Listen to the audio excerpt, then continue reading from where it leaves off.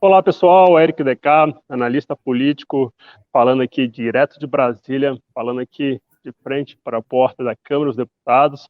Vamos para o nosso programa semanal, o Bullets da Semana. Programa que a gente traz aqui os principais eventos da semana, que se encerrou tanto no campo da política quanto no campo da economia.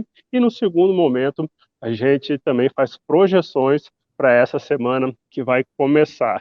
E nesse programa de hoje, a gente traz o Felipe Pássaro, ele é da renda variável, ele trabalha ali diretamente com a renda variável do escritório EQI. Tudo bem, Felipe? Seja bem-vindo.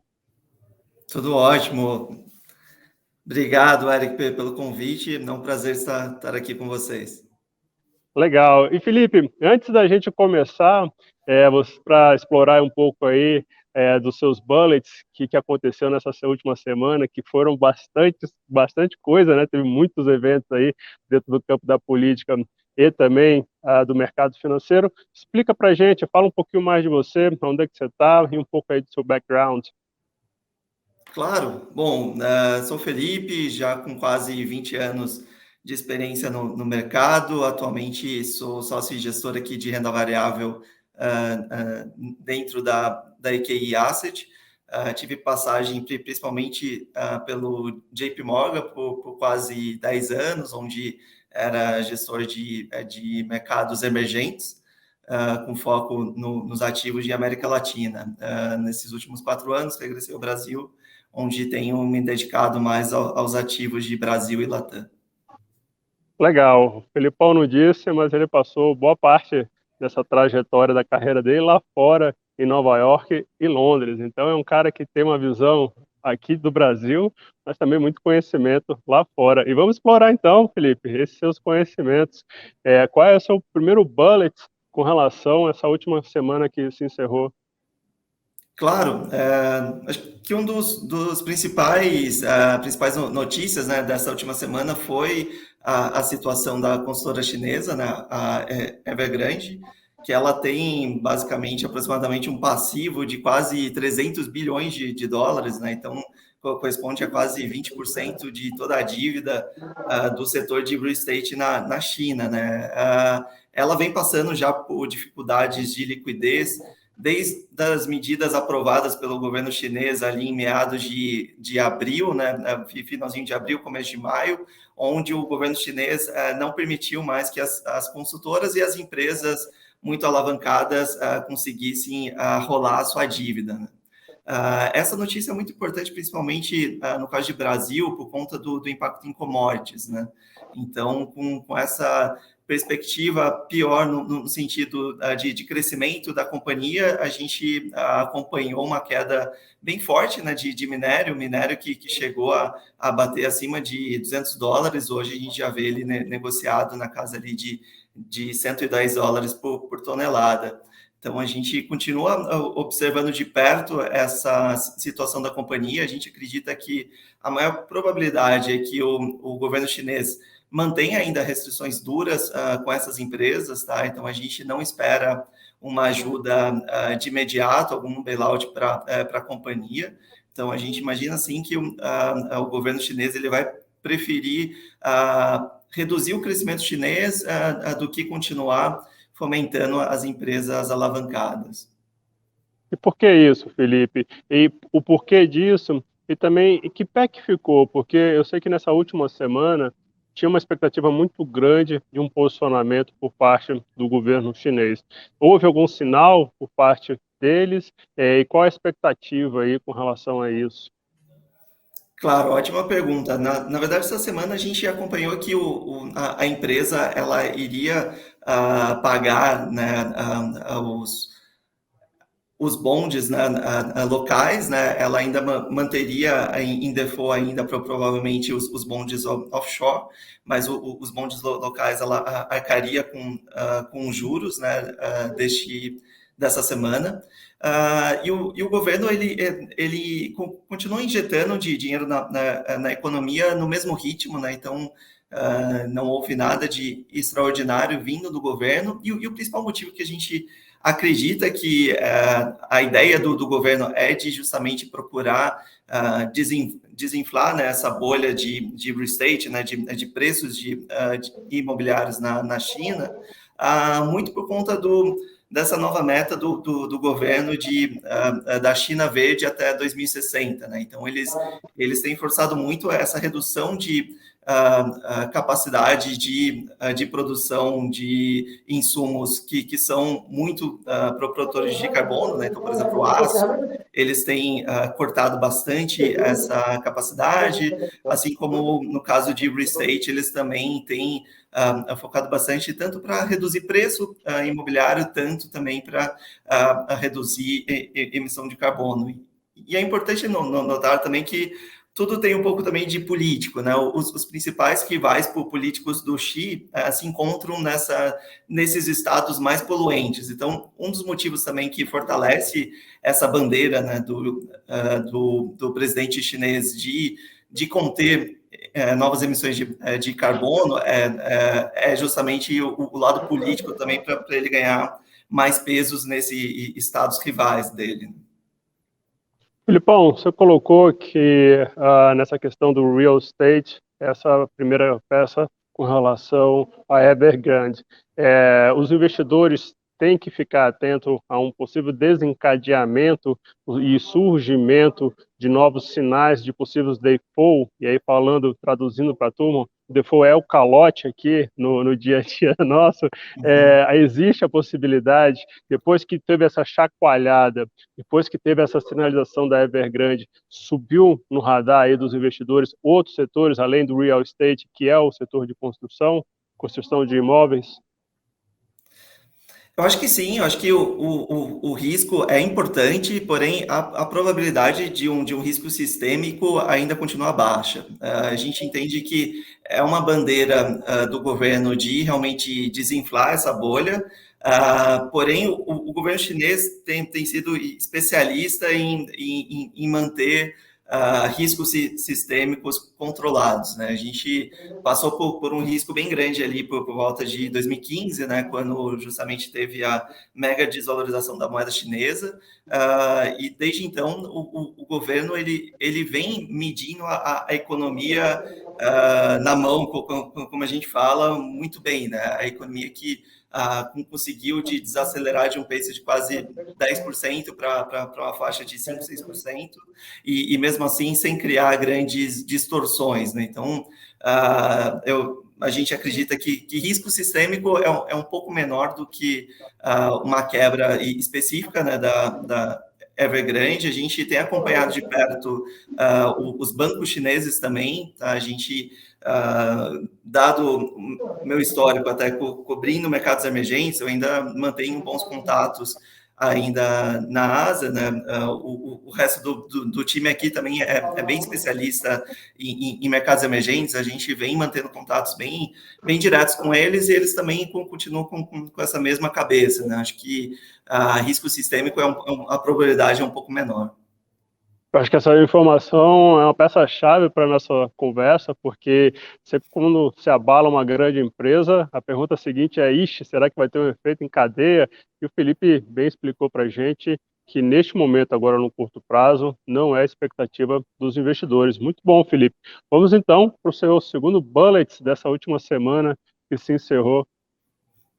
Claro, acho que não tem como deixar de ser, mas o Fed, o Banco Central Americano, né, é sempre um bullet muito importante, né, para todos os mercados, né, é o principal cavalo, né, que move todos os mercados, né. A gente viu que no seu discurso, né, e também nas entrevistas, né, do Jerome Powell, ele mostrou que realmente a gente deve começar a ver o início da redução de estímulos na economia já no final deste ano. Tá? Então, a gente estima que por volta de novembro, pelo menos o anúncio de um início, né, de uma redução de liquidez nos mercados já pré-estabelecida, né? Então eles ainda preferem esperar alguns dados ainda de crescimento, né, e de inflação, mas ao que tudo indica, por volta de novembro, a gente deve começar a ver o tão famoso tapering, né, que a gente chama, né, que é a redução de liquidez nos mercados, né? E Felipe, explica para a gente, explica para quem está nos assistindo, qual é a consequência disso, olhando para o Brasil, qual é a consequência dos Estados Unidos reduzir nesses próximos meses, a gente já está praticamente no final do ano, essa questão dos estímulos, que impacto isso teria aqui para a gente, tanto do ponto de vista de investimentos, quanto também sobre o aspecto de bolsa de valores?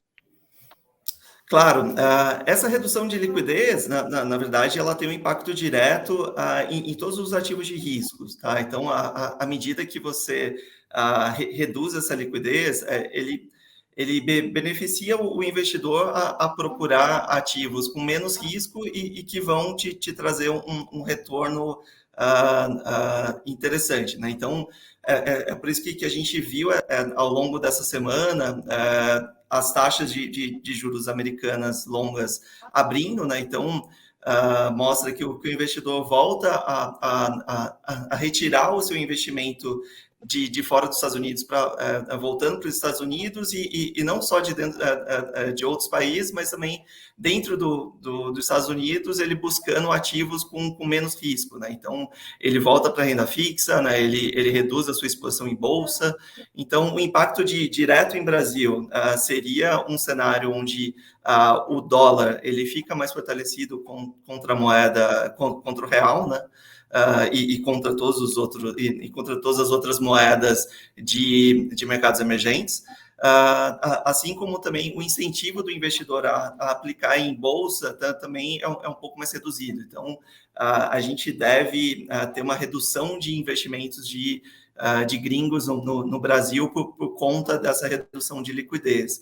E hoje sempre é válido relembrar que os gringos ainda representam por volta de 30% do volume da Bolsa, né? Então, ainda é muito relevante o investimento externo dentro dos ativos brasileiros. Muito legal, tá vendo aí, gente? O Felipe já cantou a pedra praticamente ali em novembro, quando começar a sair os estímulos do governo norte-americano.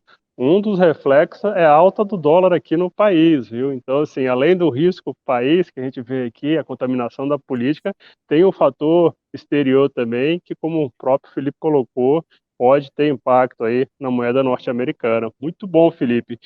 Colocando então em perspectiva seu terceiro bullet, o que você traz para a gente? Claro, um bullet eu acho que interessante até é no caso da crise energética, né? Que esse é um tema que no Brasil a gente vem discutindo com mais ênfase aqui no Brasil, né? Por conta das chuvas, porém ele se tornou um bullet global, que a gente viu, na verdade, essa semana, uma deterioração muito rápida na capacidade de produção de energia na Europa, né? Então, isso teve um reflexo direto no preço de gás internacional, nos preços internacionais, tanto em gás como em petróleo. Então, é interessante de ver que embora a gente tenha visto esse cenário e esse risco se intensificar no Brasil, né, por conta das chuvas, né, que continuam ainda tímidas, né, no Brasil e com reservatórios baixos, a gente tem acompanhado que na Europa e em algumas regiões da Ásia, a gente também tem enfrentado essas dificuldades. Na Europa, inclusive, a gente viu uma nova regulamentação do governo espanhol para tentar reter os aumentos de preço, né, para o consumidor, né? Então, acho que é um tema que começou a ser um pouco mais discutido essa semana e que realmente traz um impacto direto em petróleo, em gás, enfim, e custo para todas as empresas industriais e para a população. Explica para a gente também qual é o efeito disso no fator inflação e também aí, já pegando um gancho aí, quando a gente fala em inflação, a gente fala também em taxa Selic. Explica para nós o que esse risco hídrico aí pode trazer para a gente, tendo em vista que, como você explicou, não é só uma questão local, já está sendo uma questão internacional. Exatamente. A inflação, no Brasil especificamente, a gente vê que essa nova bandeira, né, vermelha criada, né, agora recentemente da crise hídrica, ela, num ano cheio, se estivesse ligada, ela pode apresentar uma adição no IPCA de quase 100 pontos, né? Então, é uma adição bem relevante na inflação, então quase aí 1% de aumento da inflação por conta dessa nova bandeira.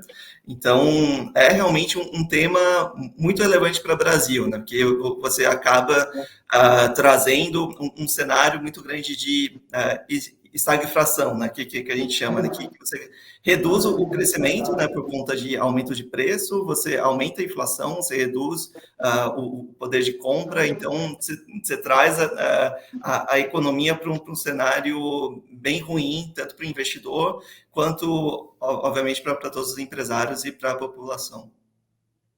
É isso aí, gente. O Felipe conseguiu passar pelos principais pontos dessa última semana.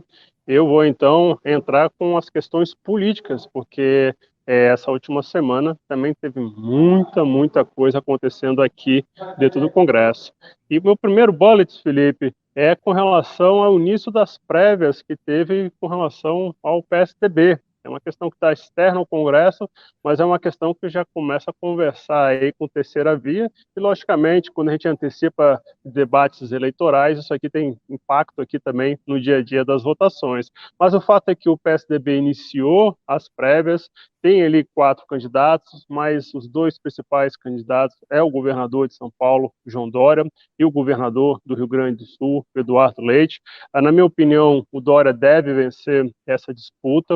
A grande questão aí, que acho que é a peça-chave dessa disputa interna do PSDB, que vai se encerrar só no dia 21 de novembro, é a gente ver um mapeamento de apoio que cada um desses candidatos vão ter dentro do próprio partido. Por quê? Vou dar um exemplo para vocês. O Dória já saiu com apoio de alguns estados, mas já tem contra ele o estado de Minas Gerais, porque ele tem certas diferenças com uma das principais lideranças lá, que é o Aécio Neves. O fato é que, se amanhã o Dória confirme o nome dele nessa disputa presidencial em 2022, se ele não tiver o apoio da bancada tucana em Minas Gerais, isso é ruim, porque Minas Gerais representa o segundo maior colégio eleitoral do país. Então, é aí que a gente vai ter que olhar com relação a essa disputa do PSDB, olhar qual é o mapa de apoio de cada um dos candidatos, porque não necessariamente quando tem o lançamento de um candidato para um determinado partido, todo partido apoia essa candidatura a rachas regionais, e por meio desse mapa que eu falei para vocês, a gente já conseguiu identificar aonde estão possíveis resistências ao Dória durante a campanha de 2022, lógico, se ele se confirmar. Dentro dessa questão da terceira via, houve uma movimentação também muito forte, a gente já deve ter, inclusive, algum desfecho na semana seguinte, nessa semana que vai iniciar amanhã, que é a movimentação da fusão do Democratas-PSL. Com essa fusão, esses dois partidos vai se tornar um que vai ser o maior partido aqui do Congresso, um partido com mais recursos para disputar a campanha com relação à questão de fundo eleitoral e fundo de campanha. E isso deve ser um grande diferencial para a candidatura do Rodrigo Pacheco, que hoje tem namorado aí a possibilidade de ir para o PSD. Em havendo essa fusão, eu acredito, Felipe, e aqueles que estão nos assistindo, vai ficar muito mais atrativo esse novo partido para o Pacheco do que o PSD, até porque, além da questão de recurso, além da questão que envolve aí uma estrutura partidária, vai ter mais capilaridade para rodar o Brasil afora. Então, no que diz respeito a essa questão eleitoral, 2 peças do puzzle da terceira via começaram a se mexer nessa última semana, e a gente deve ver desdobramentos na próxima, e é sempre válido acompanhar, porque são esses nomes que vão se projetar ali no começo do próximo ano para ser candidatos em 2022. Aqui na Câmara, mais especificamente, foi instalada na última semana a PEC, a Comissão Especial da PEC dos Precatórios. Foi eleito ali um presidente que é muito próximo ao Palácio Planalto, foi eleito também um relator que conversa diretamente com o presidente da Câmara, Arthur Lira, e há uma expectativa, então, de que as discussões nessa comissão sejam célere, porque é justamente a foto que sair dessa PEC, o resultado das discussões dessa PEC, a partir dele, que a gente, então, vai ter um entendimento de qual é o tamanho do espaço que o governo vai ter no orçamento para gastar com questões que envolvem questões sociais e infraestrutura em 2022. Há aqui várias promessas de que durante o debate na comissão, a turma aqui da Câmara não vai fazer alterações para mudar o teto de gasto. É aí que está o foco, porque em se avançando no sentido de mudar as regras do teto de gasto por meio dessa PEC, aí, Filipão, aí a turma que está nos acompanhando vai ter muito ruído no mercado financeiro, porque vai sinalizar para os investidores que o governo, então, pode ter descontrole com gastos no campo social e em outras áreas. Então, o foco central da PEC dos precatórios é saber como é que vai ser o desenho final e também se nesse meio do caminho existe a possibilidade de alterações com relação às regras do teto de gasto. É a nossa expectativa que a gente tenha um desfecho na comissão nas próximas 2 semanas.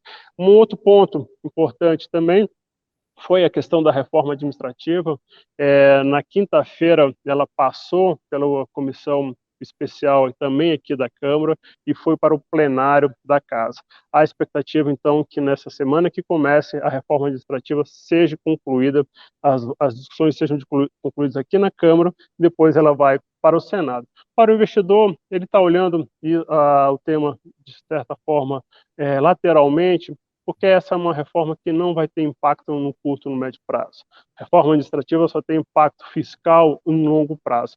Mas, de qualquer forma, é um sinal de que a Casa, tanto a Câmara quanto o Senado, ainda está tocando a agenda de reformas, o que é sempre positivo para os investidores. E a gente tem que lembrar também que até poucos dias atrás a gente estava discutindo aqui crise institucional. A gente vê que com esses avanços de PEC, os precatórios, o avanço da reforma administrativa, essa crise institucional está ficando para trás, inclusive na questão da PEC dos precatórios, aquela fórmula suprema que estava sendo discutida com o ministro Fux, já deve ser inserida numa emenda que vai fazer parte da proposta, e aí isso vai ser inserido durante os debates na comissão que eu comentei para vocês. Então, aquele clima de 5, 6 dias atrás, que foi praticamente ontem, está distensionando e as coisas estão caminhando pouquinho a pouquinho. Se ela vai avançar no Senado, a reforma administrativa vai avançar no Senado, isso ainda é uma grande dúvida. Teve um outro ponto também, Felipe, que é o terceiro bullet que eu trago para vocês, que foram os movimentos em torno da reforma tributária do imposto de renda e do refis. Deixa eu colocar todo mundo na mesma página. A proposta do refis é uma proposta que tem como autor o Rodrigo Pacheco, presidente do Senado. Ela atualmente está aqui na Câmara. Só que estava completamente parada. Por quê? A reforma tributária do imposto de renda, que é uma proposta de interesse do governo, está agora lá no Senado. E ficou esse jogo de empurra do tipo, eu só avanço com uma proposta se você avançar com a outra proposta. E o que aconteceu na última semana? O Arthur Lira sinalizou para o Rodrigo Pacheco que vai andar com essa proposta do refis aqui na Câmara, então o Rodrigo Pacheco, por sua vez, sinalizou que pode avançar com essa reforma tributária do imposto de renda no Senado. Vamos acompanhar, porque esse também é um tema que está no radar dos investidores, porque esses movimentos aconteceram nesses últimos dias e a gente tem que acompanhar como é que vai ser os desfechos. Com relação à questão do refis, ainda tem muito caminho aqui pela Câmara, e com relação à reforma tributária, eu acho que o caminho ainda é mais longo, porque ela vai ser inserida numa outra proposta que trata sobre consumo e elas não se conversam. A proposta do imposto de renda e essa de consumo não se conversam, e essa do consumo já tem se arrastado há 2 anos lá no Senado. Vamos ver se agora, nessa reta final de ano, há alguma avanço sobre isso. Eu vejo ainda muitas dificuldades de uma conclusão de votação de reforma tributária aqui até o mês de dezembro. Bem, esses são os principais destaques dessa última semana aqui na política. Eu volto para você, Felipe, para você dizer para a gente o que os investidores devem ficar de olho nessa semana que começa amanhã. Tá ótimo. Para essa semana aqui, para a próxima semana, a gente fica de olho já logo de cara agora com as eleições na Alemanha, né? É uma eleição que vem bem acirrada, como todas as últimas têm sido, né? A gente viu ali uma briga bem ferrenha entre SPD, né, que é o Partido Democrata, né, Social-Democrata, e a CDU, o Cristão Democrata, enfim, e são partidos bem opostos, né, caso a SPD confirme a sua eleição, a gente pode continuar vendo uma deterioração no euro e os bondes alemães com a taxa abrindo, né, por conta de uma retórica de mais crescimento, mais gasto e menos preocupação fiscal, enquanto que um governo do partido do SDU seria um partido um pouco mais responsável desse lado fiscal, o que poderia trazer uma revisão para baixo do crescimento da zona do euro. Então, acho que o principal ponto que a gente já larga já sai de largada já essa semana são as eleições agora da Alemanha. Muito bom, Felipe. E qual é o seu segundo bullet que os investidores têm que ficar de olho nessa próxima semana? Bom, essa próxima semana também a gente segue de olho sobre as negociações entre os democratas e os republicanos, né, nos Estados Unidos. Eles agora vão para a última semana sobre o teto dos gastos lá nos Estados Unidos. Então, os senadores eles precisam fechar até o dia 30 de setembro sobre o aumento, né, do teto dos gastos por lá. Os democratas eles têm tentado passar o pacote de infraestrutura junto, né, com a aprovação do aumento de teto, enquanto os republicanos pedem que as votações sejam separadas. Então, as negociações seguem duras e esse tem um impacto direto justamente em crescimento americano, até por conta se o pacote fiscal e de infraestrutura ele será aprovado ou não. Então vamos lá, qual é o seu cenário base para esse desfecho? E de uma forma didática aqui para a gente, esse desfecho deve impactar de que forma aqui a nossa vida, a vida do investidor no Brasil?